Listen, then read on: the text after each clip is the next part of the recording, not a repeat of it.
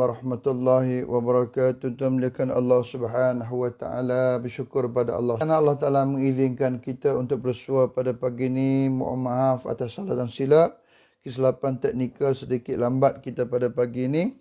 Mudah-mudahan Allah Taala memelihara kita tuan-tuan, para AJK Masjid Abu Bakar, Sayyidina Abu Bakar Bangsa, tuan-tuan imam, saf kepimpinan masjid, para alim ulama, para asatizah, tuan-tuan guru, haji hajah, muslimin muslimat yang muliakan Allah Subhanahu wa taala. Alhamdulillah Allah Taala izinkan kita bersiar. Tahniah kepada pihak masjid. Tahniah kepada pihak masjid atas satu platform yang menggunakan norma-norma baru, iaitu kita menggunakan platform teknologi alam maya. Yang pentingnya kita dapat memanfaatkan peluang ini untuk menimba ilmu. Saya hanya menyampaikan ilmu dan kita sama-sama dapat manfaat. Salah dan silap, saya mohon ditegur. Tuan-tuan muliakan Allah Subhanahu wa taala. Pagi ini satu tajuk yang sangat penting kita nak bincang, iaitu tajuk tentang hutang piutang. Tajuk apa tuan-tuan? Hutang piutang. Roh tergantung. Roh boleh tergantung kerana hutang kita tuan-tuan. Allahumma salli ala sayyidina Muhammad. Hutang ni sangat setia dengan kita. Sangat setia. Daripada alam dunia, yang orang terlibat dengan hutang. Kemudian dia teman kita masuk alam barzah. Hutang teman kita masuk alam barzah. Kemudian dia akan teman kita sampai ke padang mahsyar, sampai alam akhirat. Kerana apa? Kira bicara hutang piutang akan berlaku. Tapi yang paling kita takut adalah roh itu tergantung. Ada hadis sahih tentang ini. Apa berlaku kepada kita bila mana roh kita tergantung disebabkan hutang. Maknanya kita tidak ke syurga dan tidak ke neraka. Yang ni yang kita takut. Apa yang berlaku kepada kita di akhirat nanti. Sebab itulah kita pilih tajuk ini pada pagi ini. Bukan tak boleh berhutang. Islam membenarkan kita berhutang. Dan berhutang ni pula kita menolong orang dalam kesusahan. Ataupun orang tu dalam kesusahan, dia nak hutang. Dia nak berhutang dengan orang. Nak pinjam tu, nak pinjam ni. Maka tak ada isu tuan-tuan muliakan Allah Subhanahu wa taala. Islam membenarkan hutang piutang. Cuma proses tu bagaimana bila kita dah berhutang. Kemudian macam mana tanggungjawab kita. Apa berlaku kepada kita kalau kita tak lunaskan hutang. Apa terjadi kita di akhirat nanti. Yang ni tuan-tuan muliakan Allah. Kita tengok hadis Nabi dulu. Sabda Nabi SAW, tuan-tuan, hadis sahih riwayat Imam Tirmizi, la tazulu qadama 'abdin yawmal qiyamah hatta yus'alu an arba'a khisal an umrihi fima afnah, an jasadihi fima ablah, an malihi min aina iktasabahu wa fima anfaqahu, an ilmihi fima fa'ala bih. Telah bersabda Nabi sallallahu alaihi wasallam, tidak akan berganjak dua kaki manusia pada hari kiamat.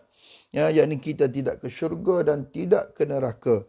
Sehingga kita selesai ditanya oleh Allah Subhanahu wa taala 4 perkara. Kepada yang baru join kita, alhamdulillah, selamat datang kepada sesi tazkirah, sesi kuliah subuh kita menggunakan Alam Maya, platform Alam Maya. Alhamdulillah, assalamualaikum bagi yang baru join kita, selamat datang. Saya sambung hadis tadi. La tazulu qadama 'abdin yawmal qiyamah hatta yus'alu an arba'a khisal. Tidak akan berganjak dua kaki kita di akhirat nanti sehingga kita selesai disoal siasat dari Allah 4 perkara. Yakni kita tidak akan ke syurga dan tidak ke neraka.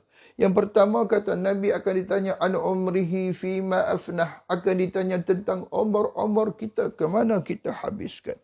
Kedua kata Nabi an jasadihi fima ablah, yakni tentang tubuh badan kita, ke mana kita pergunakan.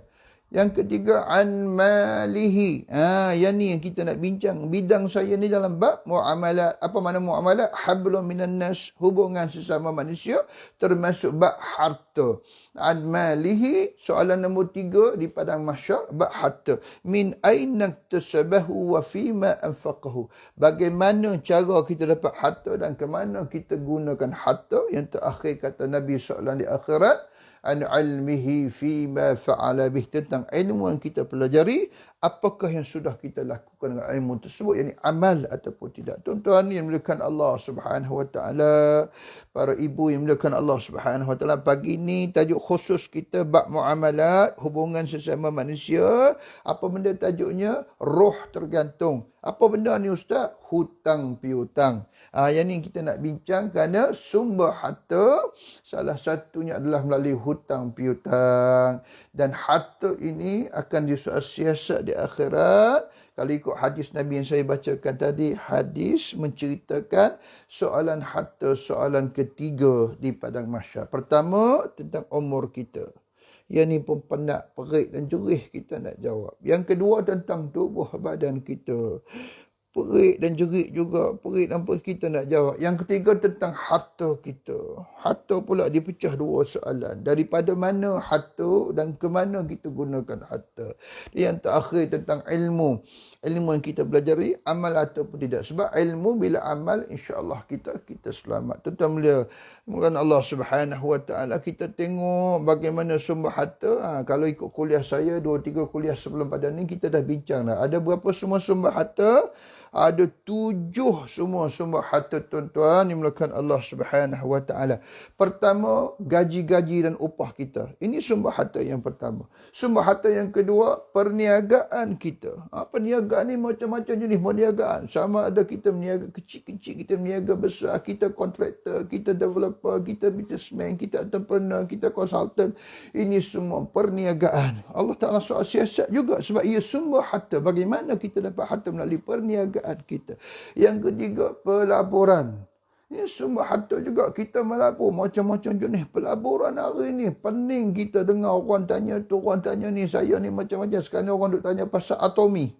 Macam mana ni? Boleh masuk ke tak? Boleh masuk. Ni meniaga dalam bab MLM, meniaga dalam bab skin cepat kaya, meniaga dalam bab apa ni, pelaburan dalam bab binary system. Kita pun kita ni nak mengaji muamalat lah, tapi sistem hari ni macam-macam jenis ada dalam masyarakat ni. Pelaburan pun macam-macam jenis. Jadi kita takut kita tersalah menabur, nak menjawab di akhirat nanti kita terjebak dengan harta-harta yang tidak sah pada hukum syarak. Masalah kita, min aina tasabahu, perik kita nak jawab.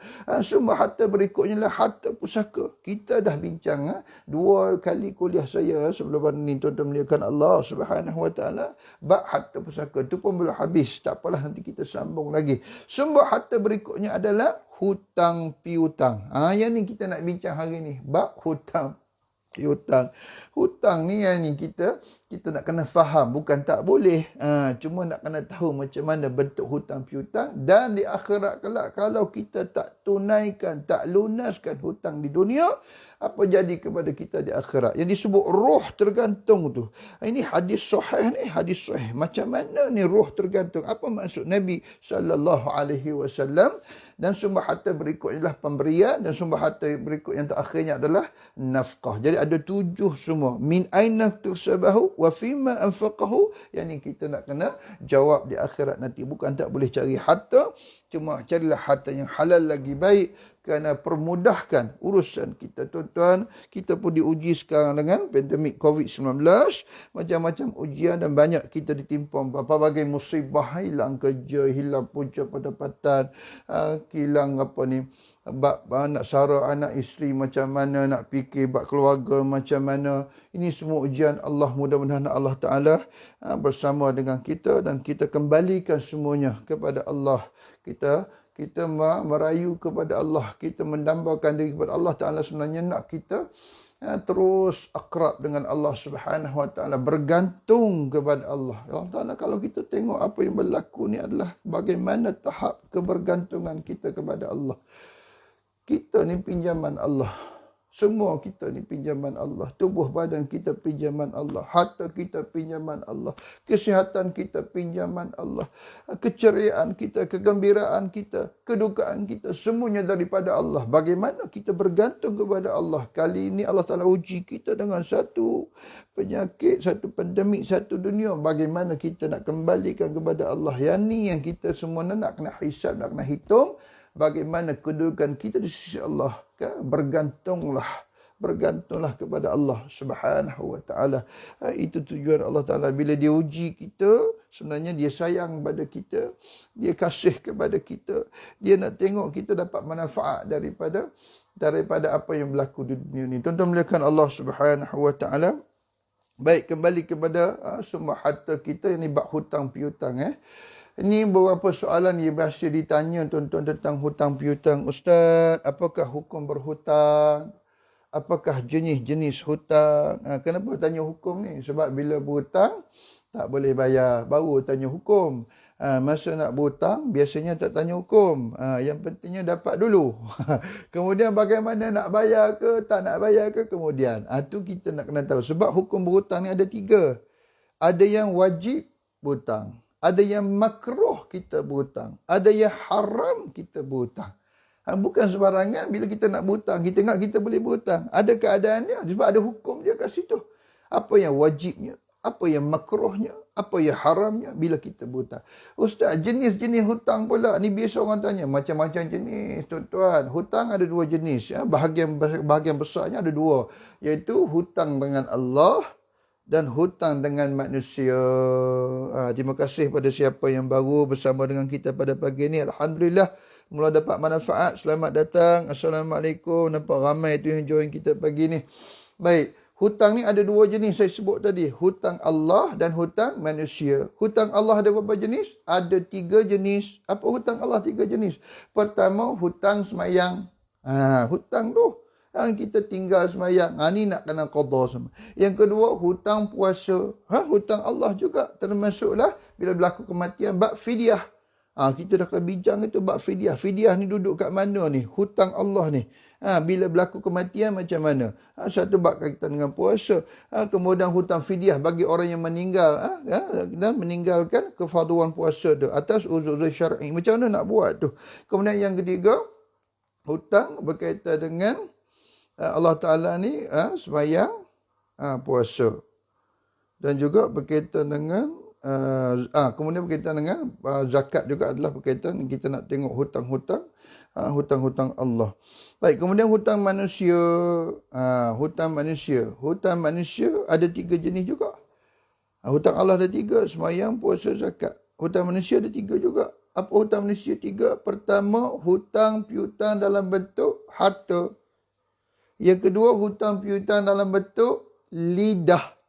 Ni hutang manusia ni, lidah ni. Kita mengumpat orang, kita mengutuk orang, kita mengeji orang, kita fitnah orang, kita adu domba orang, kita dengki orang, kita hina orang, kita cela orang. Ni semua adalah hutang-hutang Allah. Tuan-tuan, apa ni hutang sama manusia berkaitan dengan lidah. Kemudian hutang berkaitan dengan perbuatan. Perbuatan hutang juga. Ya, kita duk sihir orang, kita duk penampar orang, kita duk bergaduh dengan orang, kita duk bully orang. Banyak. Kita cederakan orang, kita bunuh orang. Ini adalah hutang perbuatan. 3 jenis. Ya Allah Ustaz, saya ingat hutang manusia ni 1 je. Hutang berkaitan dengan harta, hutang duit, hutang barang, hutang. Itu betul. Tapi hutang dengan manusia juga ada hutang lidah. Semalam saya ceramah di Masjid Ibn Abbas, juga online. Kita bincang hutang lidah. Bagaimana nak taubat dosa lidah ni? Dosa lidah, kita duk kata orang, duk kutuk orang. Lepas tu jangan main-main. Kemudian hutang perbuatan pula. Bagaimana nak taubat hutang perbuatan? Ini insyaAllah dalam tajuk-tajuk akan datang. Pagi ni nak bincang hutang berkaitan dengan hutang harta aja ni. Hutang Allah belum bincang lagi. Hutang Allah salah satunya zakat. Ni tajuk zakat, insyaAllah kita bincang kemudian. Zakat ni ada 2 jenis. Zakat fitrah, zakat harta. Hutang Allah ni, zakat fitrah, zakat harta. Zakat harta pula ada 9 jenis. 9 jenis zakat harta. Allahumma salli ala sayyidina. Zakat pendapatan, zakat simpanan, zakat pertanian, zakat pelaburan, zakat perniagaan, zakat peternakan, zakat emas, zakat perak, zakat KWSP. Ini semua tuan-tuan. Jadi kita nak kena faham berkaitan dengan hutang Allah, hutang manusia, agar kita selamat dunia selamat. Itu baru soalan pertama, apa hukum hutang, apa jenis hutang. Yang kedua, bagaimana hutang boleh terjadi Ustaz? Banyaklah hutang boleh terjadi. Biasanya kita hutang dalam bentuk pinjam meminjam. Itu biasa, pinjam meminjam. Kita pinjam barang orang, kita pinjam duit orang. Ini semua pinjam meminjam. Betul. Ada satu lagi hutang berlaku dalam jual beli. Kita jual beli. Tapi barang tak serah, duit tak serah. Itu hutang juga. Hutang jual beli. Kita sewa. Dalam sewa juga boleh berlaku hutang. Kita sewa rumah orang. Kita sewa kereta orang. Kita sewa mesin orang. Tapi tak bayar pun sewa. Maka hutang boleh terjadi bentuk sewa menyewa. Atau kita lantik orang sebagai wakil. Suruh orang buat tu, suruh orang buat ni, beli tu, beli ni. Tapi kita tak tunaikan apa yang kita suruh. Juga hutang dalam bentuk wakil. Jadi banyak bentuk hutang piutang yang mana kita nak kena. Kita upah orang contoh. Upah orang menebah. Upah orang meracun. Upah orang merupuk. Upah orang buat renovation rumah. Upah orang cat rumah. Macam-macam kita upah. Tapi upah tak bayar. Ini upah dah, hutang dalam bentuk upah. Macam-macam hutang berlaku. Yang ni kita nak tahu bagaimana proses hutang itu terjadi. Dan kita nak kena semua tengok, nak kena senarai, nak kena beringat semua ni. Tuan-tuan melihat. Yang ketiga, jika dah berhutang, apa hak penghutang? Apa hak si pemberi hutang? Tuan-tuan muliakan Allah. Dalam bab ni ramai orang terkesan kerana hak dia sebagai penghutang. Sebenarnya dalam Islam, ada satu lagi kaedah, iaitu hak orang yang memberi hutang. Ini kita memang terlepas pandang. Sedangkan Nabi jelas bagi tahu hak orang pemberi hutang ni. Sebab Nabi sebut matul ghani dhulm. Kata Nabi SAW, matul ghani dhulm. Iaitu orang yang berhutang. Dan dia mampu untuk membayar hutang. Tapi dia sengaja melambat-lambatkan untuk bayar hutang. Kata Nabi, dia berlaku zalim kepada orang yang memberi hutang. Orang yang memberi hutang pun boleh kena zalim. Betul, boleh kena zalim. Janji nak bayar, katakanlah setiap 30 hari bulan. Tapi kita tak bayar. Janji nak bayar tahun ni, kita tak bayar. Janji nak bayar tahun depan, sampai tahun depan tak bayar juga. Kita boleh bayar, kita boleh bayar. Kita mampu bayar, kita mampu bayar. Tapi kita sengaja melambat-lambatkan proses bayar hutang. Kata Nabi, matul ghani dhulm. Orang yang mampu membayar hutang, dia sengaja melambat-lambatkan untuk membayar hutang. Maka dia berlaku zalim kepada orang yang memberi hutang. Zalim ni jangan main-main. Akan disoal siasat, akan diadili sampai ke padang mahsyar.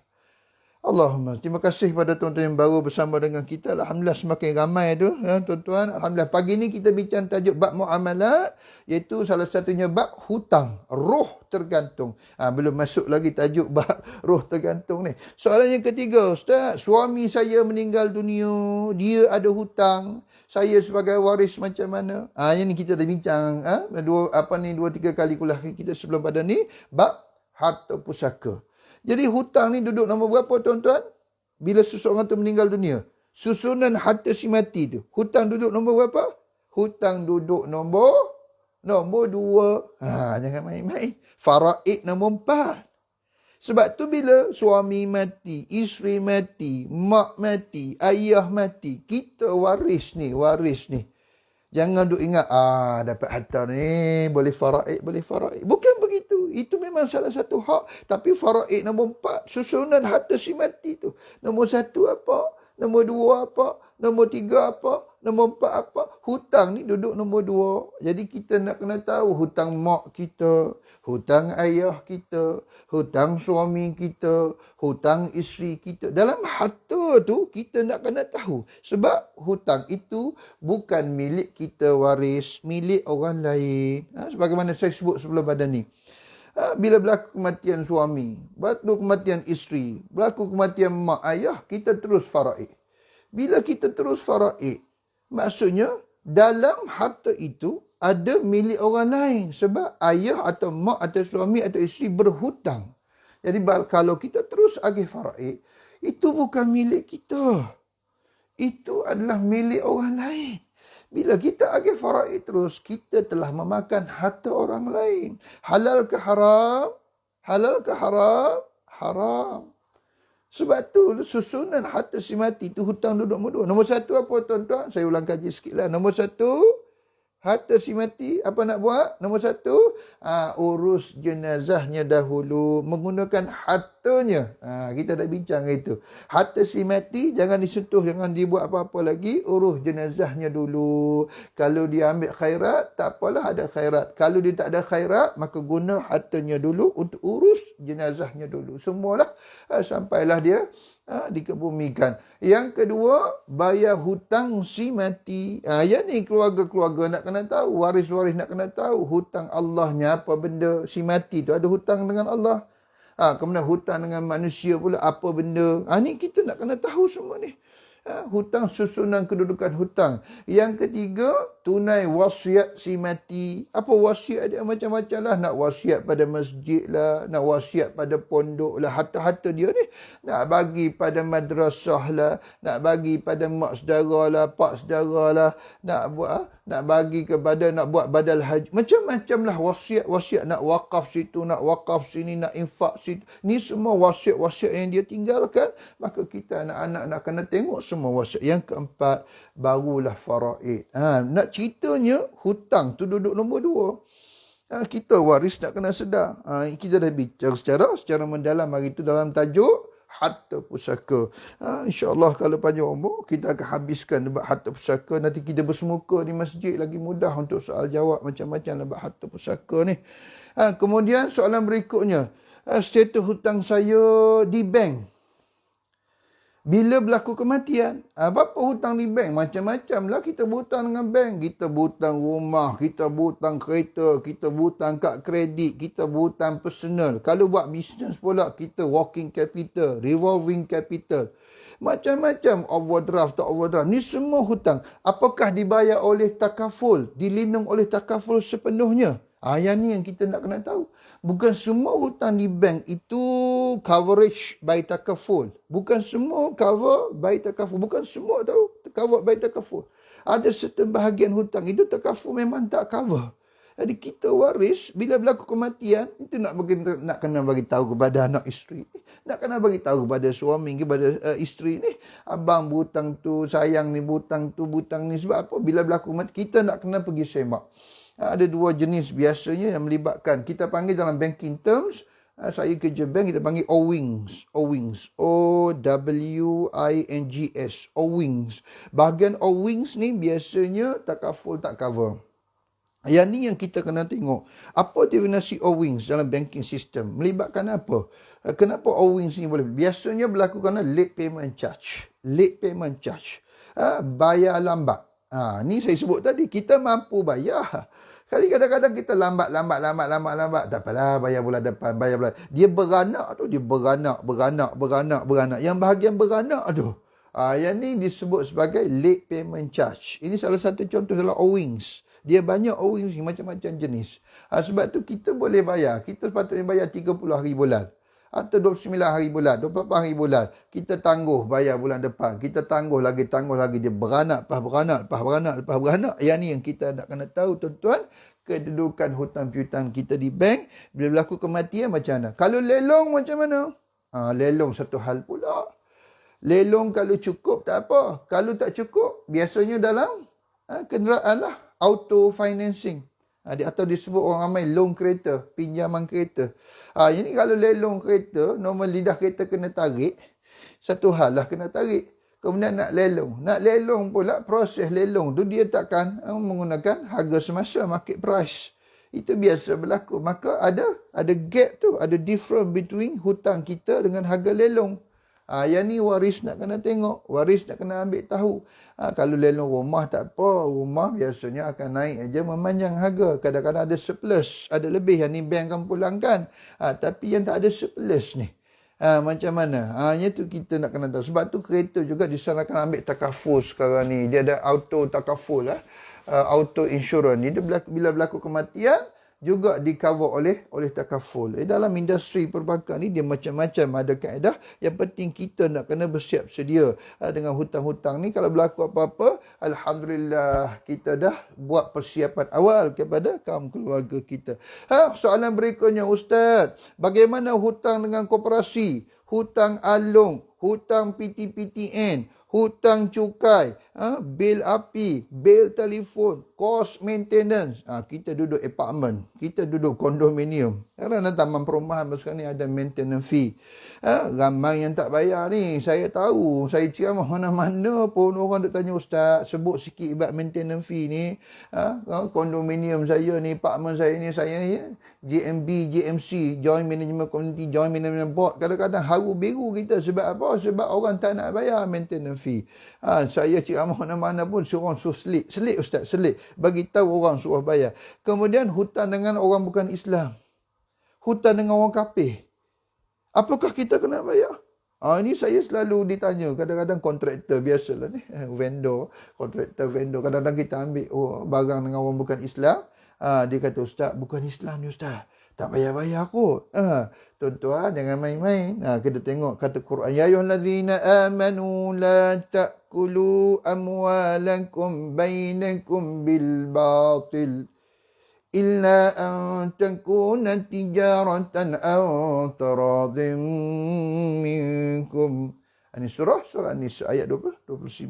Tuan-tuan, dalam ayat ni Allah tersebut, ya ayyuhallazina amanu la ta'kulu amwalakum bainakum bil batil. Wahai orang-orang yang beriman, jangan kamu makan, jangan kamu ambil, jangan kamu guna, jangan kamu milik harta sesamamu. Bainakum. Bainakum termasuk dengan orang Islam dan orang bukan Islam. Bil batil, dengan cara yang salah. Tak boleh ambil harta orang lain, termasuk harta orang bukan Islam, dengan cara yang tak betul, dengan cara yang batil. Sebab tu tak boleh. Jadi kita berhutang pun sama. Kita nak miliki harta, tapi kita tak bayar hutang orang, termasuk orang bukan Islam. Jadi hujah-hujah yang mengatakan bahawa tak apa, dia bukan Islam, tak apalah, kita tak payah buat apa-apa, lantak pilah. Bukan tak boleh, tuan-tuan, sebab Quran sebut. Itulah adilnya Islam. Sebab tu kalau kita tunjulkan keadilan Islam, kehebatan Islam, kesempurnaan Islam, kecantikan Islam, orang bukan Islam pun tengok, orang bukan Islam ni, orang Islam ni bila dia berhutang dengan kita, bayar dia on time, bayar.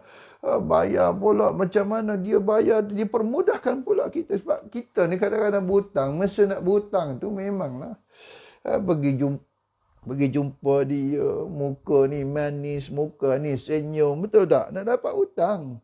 Tapi dah dapat hutang, bila sampai tempoh nak bayar, telefon pun tak angkat. Kadang-kadang banyak kali telefon, dia reply. Reply apa? Mesin yang reply. Nombor yang anda dial tiada dalam perkhidmatan. Ini ceritanya, sepatutnya orang dah bagi kita hutang. Bila nak bayar hutang, kita pergi pula lah jumpa. Orang dah buat baik pada kita. Orang dah tolong kita. Sepatutnya bila sampai tempohnya, kita pergi jumpa. Terima kasih banyaklah Haji, tolong saya hari tu. Bagi saya berhutang RM5,000. Ni saya serah balik duit yang saya janji hari tu. Jumpa balik, tuan-tuan. Jumpa balik. Inilah konsep, kan, dikatakan qardul hasan. Sebab hutang piutang pinjaman ni, kalau kita tengok dia punya konsep, dia dipanggil qardul hasan. Terima kasih pada yang baru bersama dengan kita, tuan-tuan. Alhamdulillah, ini platform tahniah kepada pihak masjid atas platform yang sangat hebat berkongsi ilmu menggunakan norma-norma baru pada kali ini, iaitu kita menggunakan teknologi. Tetap kita sebar ilmu tetap. Dan pahala berterusan kepada AJK Masjid ini, pahala yang sangat besar. Platform yang sangat baik. Sebab itulah menjadi AJK Masjid ini mudah sangat nak raih pahala. Berabut-rabutlah nak jadi AJK Masjid ataupun sukarelawan masjid. Tak jadi AJK, sukarelawan masjid. Sebab semua kebaikan yang masjid buat, jemaah dapat manfaat, pahala tetap sampai kepada orang yang terlibat dalam memakmurkan masjid itu sendiri, memakmurkan surau itu. Man dalla ala khairi kafa'alihi, kata Nabi. Man dalla ala khairi, barang siapa yang menganjurkan kebaikan, Dia tak buat pun. Cuma dia sediakan platform. Dia anjurkan orang. Dia galakkan orang. Dia ajak orang. Kata Nabi, seperti dia yang buat kebaikan tersebut. Pahala tak kurang sikit pun. Jadi kita, ustaz berceramah. AJK masjid dapat pahala. Ustaz berkuliah, AJK masjid dapat pahala. Ustaz bagi tazkirah, AJK pahala. Macam penceramah juga, macam pengkuliah juga. Itu untungnya gila bila kita bersama dengan pihak masjid, pihak AJK masjid, memakmurkan masjid, buat kebaikan dalam dan luar masjid. InsyaAllah, terima kasih tahniah kepada pihak masjid. Kat mana kita tadi? Berkaitan dengan hutang orang kafir. Hutang ini semua kita nak kena pastikan hutang. Soalan berikutnya. Saya pernah menjadi penjamin, ustaz. Ni biasa ni. Saya pernah menjadi penjamin orang, ustaz. Dan orang yang saya jamin tu, dia tak bayar. Tuan-tuan. Macam mana ni? Kita jamin orang. Kemudian orang tu berhutang. Biasalah. Kita jadi guarantor. Kemudian orang yang kita guarantor tu, dia entah ke mana. Tak nak bayar. Sekarang ni kita yang kena. Ini ada hadis ni tentang ni. Bagaimana kisah Nabi dengan Abu Qatadah radhiyallahu. Nabi SAW bersama dengan sahabat nama Abu Qatadah. Kita menjadi kafil. Kita menjadi dhaman, iaitu penjamin. Macam mana kedudukan kita bila mana orang yang kita jamin tu, dia sendiri tak bayar hutang kita. Yang ni biasa jadi board of director. Kadang-kadang liability, several liability, partial liability. Ini semua ni kita nak kena tahu kalau kita terlibat dengan bisnes. Undang-undang dunia satu hal, undang-undang akhirat satu hal.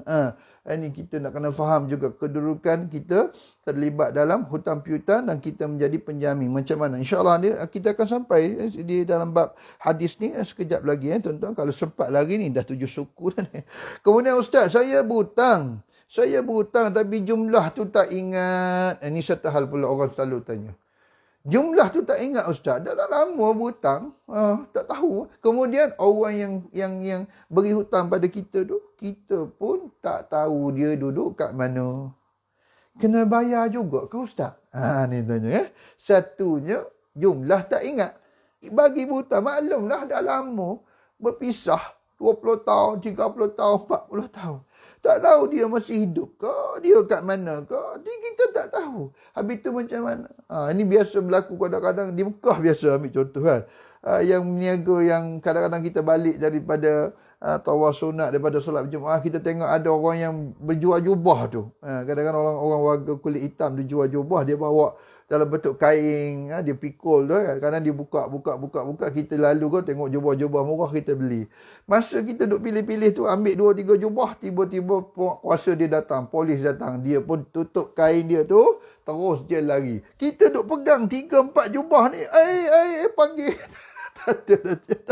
Tak ada. Macam mana ni ustaz? Saya dah ada pegang lah. Saya ni 3-4 jubah. Cari dia tak jumpa dah. Mana dia lari? Sebab polis penguasa datang. Pihak Saudi datang. Sebab dia meniaga dengan cara yang tak betul. Dia cari kaedah dengan cara tu tak kena. Jadi dia pun takut. Dia pun lari. Kita duk pegang jubah ni. Macam mana nak buat ni ustaz? Nak cari dia. Macam mana nak cari kita? Tak jumpa dah. Habis tu jubah 3-4 yang kita pegang ni. Macam mana nak buat macam mana? Macam mana?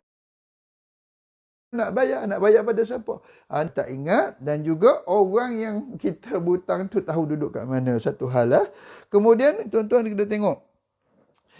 Jika saya ingin halalkan hutang saya, soalan berikutnya. Macam mana saya nak buat ustaz? Kita kadang-kadang, ialah orang berhutang dengan kita kan. Kita tahu dia kadang-kadang tak boleh bayar, susah. Jadi apakah proses kita sendiri tu nak halal, nak kena bagi tahu dekat dia ke, nak kena bagi tahu anak-beranak dia ke? Sebab kalau berlaku kematian macam mana?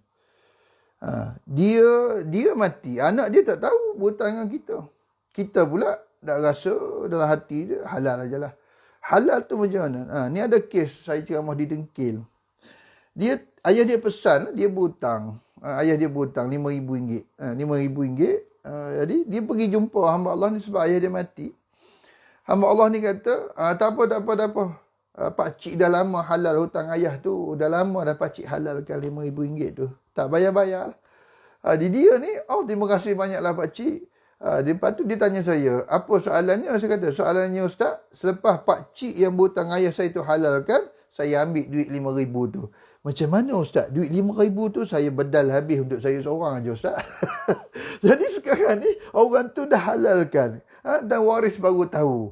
Ini satu hal. Dan yang tak tahu, kita ni niat nak halal tapi waris pun tak tahu. Ataupun orang yang berhutang tak tahu. Macam mana kedudukan tuan-tuan bila mana kita nak buat kebaikan tapi nak halalkan hutang ni maksudnya. Cuma macam mana prosesnya. Kita kena bagi tahu ke kita tak kena bagi tahu kepada dia atau kepada waris dia. Yang terakhir soalan ditanya tentang zakat harta. Zakat harta apa ni? Zakat harta duit hutang tu. Ini biasa berlaku. Contohlah saya contoh. Ni orang tanya juga. Ini semua soalan-soalan yang sesenarai ni. Kalau buka buku saya tu, muka surat 20 lah. Ada soalan-soalan ni.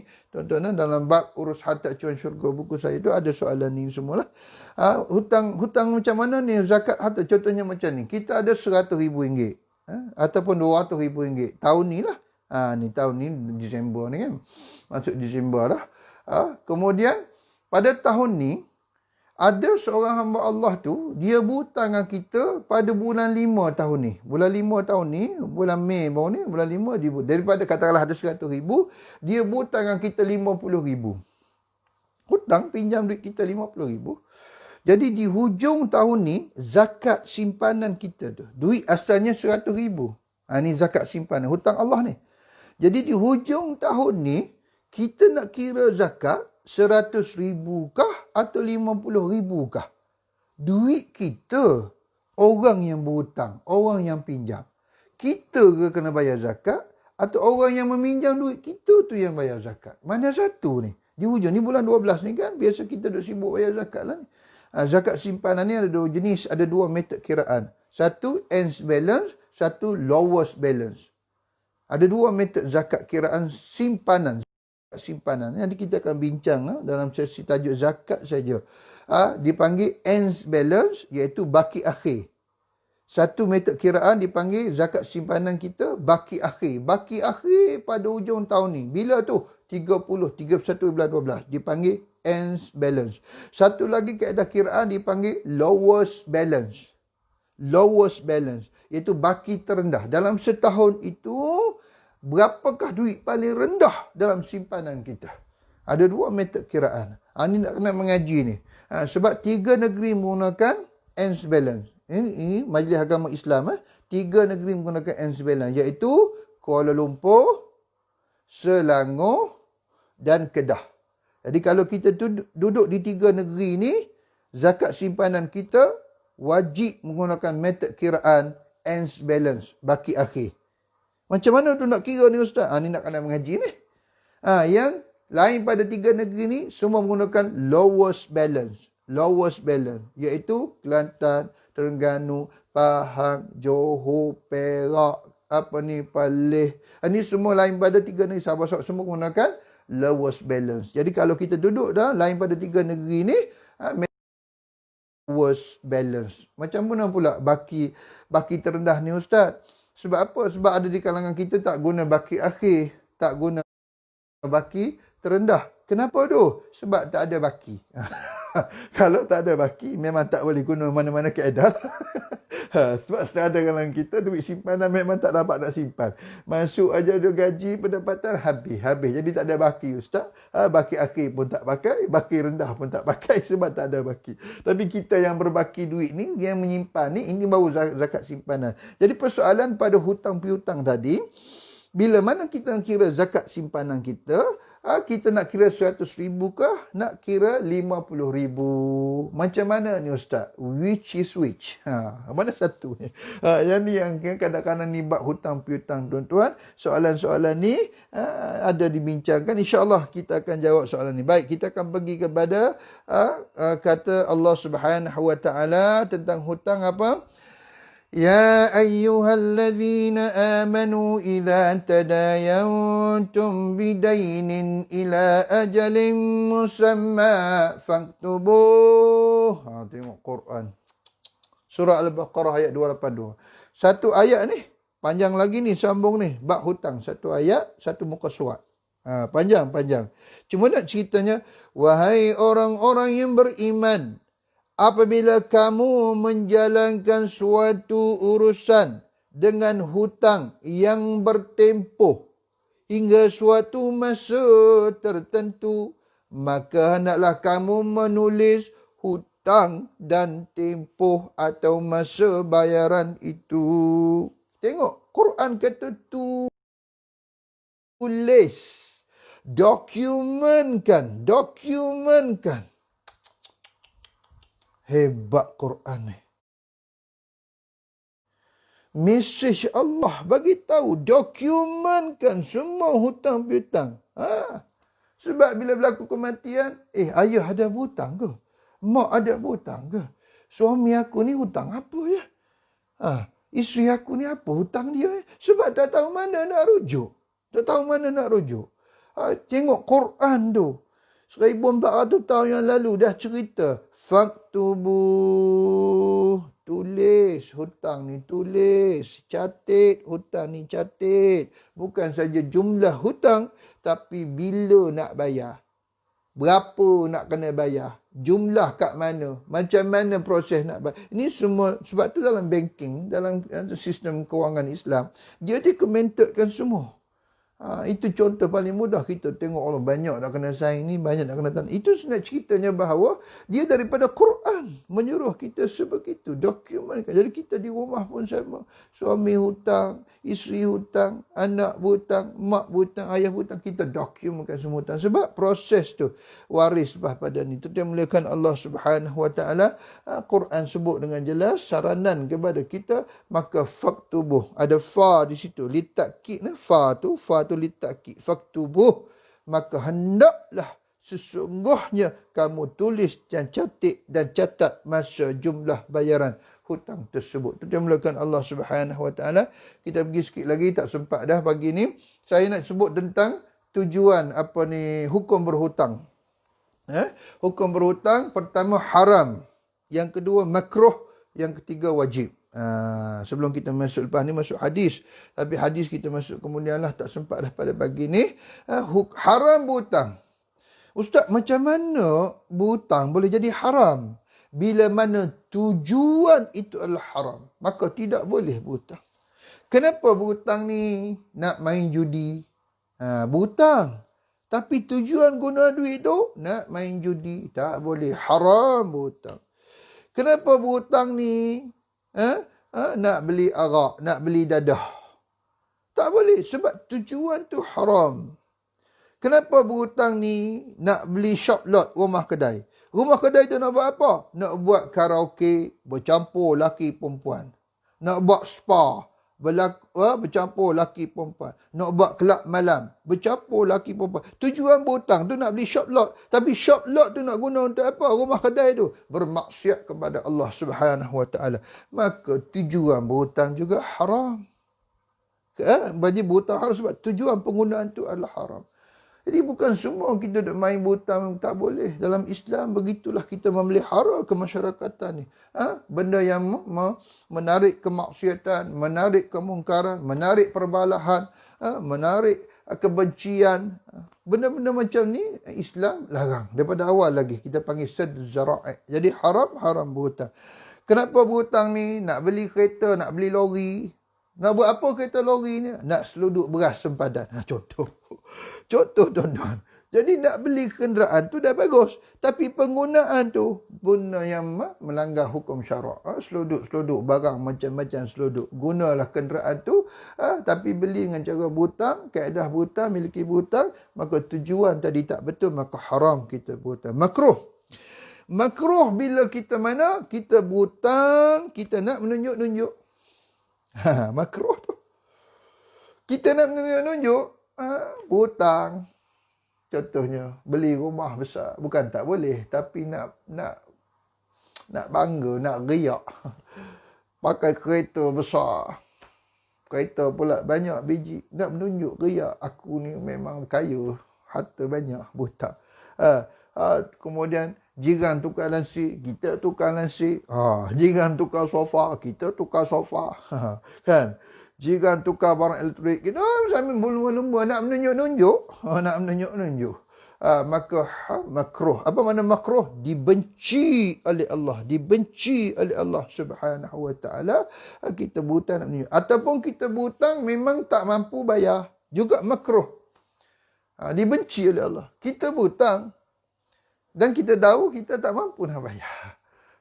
Ini masalah sebab ia akan menimbulkan perbalahan, permusuhan. Dulu kawan baik, hutang punya pasal. Tak bertegur siapa dah. Adik-beradik, sama juga. Hutang punya pasal, tak bertegur siapa dah. Memang kita tak mampu bayar. Tapi duk hutang adik-beradik tu, duk hutang abang tu, duk hutang kakak tu. Mula-mula orang tolonglah. Walaupun adik-beradik kadang-kadang. Tapi kita ni sebenarnya mempergunakan suasana tu. Kita mempergunakan kerana adik-beradik tu. Tak apa, tak bayar. Kakak aku, abang aku, tak apa, tak bayar. Adik, ni masalah tuan-tuan. Kita memang tak mampu bayar, tak boleh bayar. Tapi berhutang sana, berhutang sini, maka hukumnya makruh. Yang ketiga, wajib berhutang bila mana ia satu keperluan. Nak beli rumah, satu keperluan. Belilah mengikut berpada-pada dengan kita beli rumah. Ada anak ramai, rumah besar sikit. Ada mampu, boleh belilah. Kenderaan ada 3-4 biji. Sebab ada tu kerja sana, bekerja sini. Kadang-kadang nak guna kereta tu. Ada mesyuarat sana, ada stesen sini. Tak apa, 3. Dan untuk keperluan berhutang. Tidak ada masalah. Atau memang kita berhutang ni sebab apa? Sebab kita nak menjaga keharmonian rumah tangga kita. Sebab Islam ni membentuk rumah tangga harmoni, sejahtera ni sangat penting juga. Kita menjaga rumah tangga kita. Jadi kita tahu keperluan tu, keperluan ni kita kena sebagai suami, ketua rumah tangga, kita nak kena tengok suasana keberhutangan itu agar seluruh anak beranak kita, isteri kita, anak kita lepas pada ni tidak menjadi masalah kepada mereka. Tuan-tuan, InsyaAllah saya berhenti di sini saja. Ada soalan ke? Kita tengok ramai yang cak terima kasih sama-sama. Alhamdulillah. Moga dapat manfaat pada pagi ni. Nak soal jawab pun sebab kita dalam talian. Susah nak soal jawab. InsyaAllah panjang umur kita jumpa lagi di bawah tajuk Kesan Hutang Piutang. Kita bincang lebih kurang dalam 5 ke 7 hadis Nabi. Tentang hutang piutang yang Nabi bagi amaran kepada kita. Wasiat kepada kita tentang hutang piutang termasuk roh tergantung. Apa maksud roh tergantung bila kita berhutang? Yang ni kita akan bincang dalam kesan hutang. Berdasarkan hadis Nabi SAW, kesan hutang di dunia dan kesan hutang sampai akhirat. Mudah-mudahan dapat manfaat. Mohon maaf atas salah dan silap tuan-tuan. InsyaAllah Allah Ta'ala pelihara kita. Allah Ta'ala selamatkan kita. Allah Ta'ala pandu kita dalam semua urusan kehidupan kita di dunia ini sampai akhirat. Aqulu qawli hadha wa astaghfirullahal azim li wa lakum. Wassalamualaikum warahmatullahi wabarakatuh. Terima kasih kepada AJK Masjid atas platform yang sangat baik ini. InsyaAllah panjang umur kita jumpa lagi. Wallahu alam.